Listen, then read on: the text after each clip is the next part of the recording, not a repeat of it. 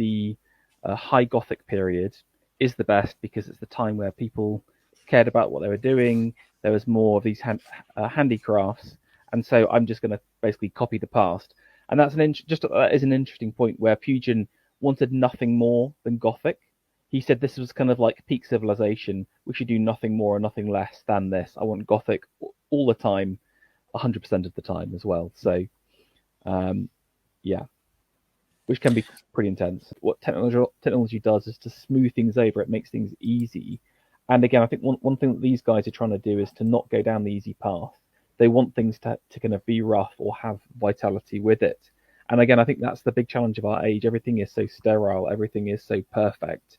Another example was the Sussex chair. So this was based on examples from cottages locally, but he kind of created a design inspired on that was more to pattern. So again, lots of people would create these in Sussex by themselves in the past, but there wasn't like one singular design. So again, this idea of the modern designer, the designer chair, I think really was kind of crystallized in Morris.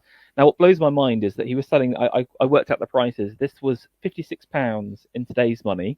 Now, if you like to scroll down, I'll show you what you can buy as an equivalent nowadays from IKEA on the left-hand side here, 50 quid. So on the right-hand side is a handcrafted, it's made of beech, hand rushed as well. You can see the rush work on the chair. On the left is a screwed together pine trash from IKEA. And I genuinely think as the years go by, that again, the big promise of industrialization and liberalism is you're getting things cheaper. But I often think that there's definitely things that are cheaper. You know, like I think you can get a TV, you can get the internet, access to pornography cheaper than ever before.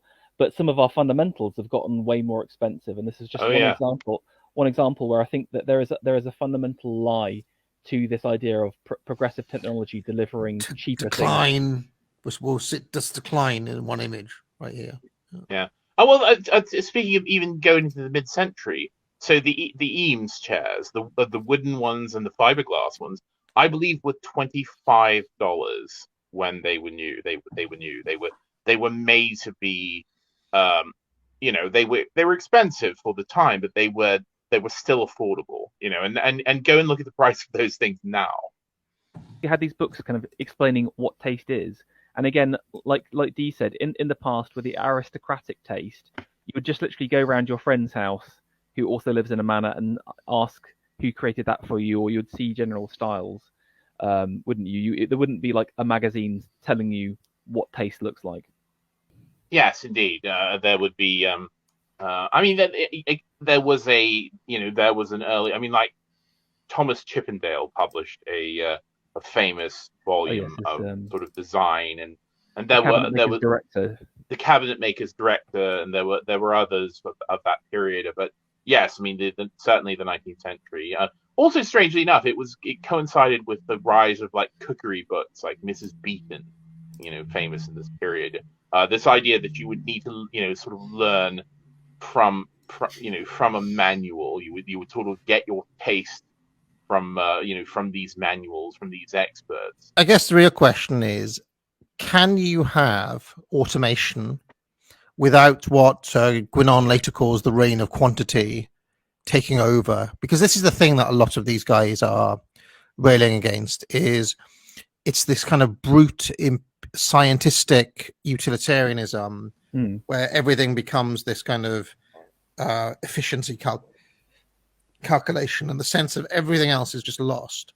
So the question is, can you have the benefits of what they called industrialism and so on without any of these drawbacks to basically your soul? Because we struggle with the same thing now. I was struck by reading through a lot of this sort of material, just how many of the complaints still apply to our life, now very recognizably, where there is no sense of any of these kind of transcendent things that we're talking about, or these higher ideals, because it's all like everything's lowest common denominator.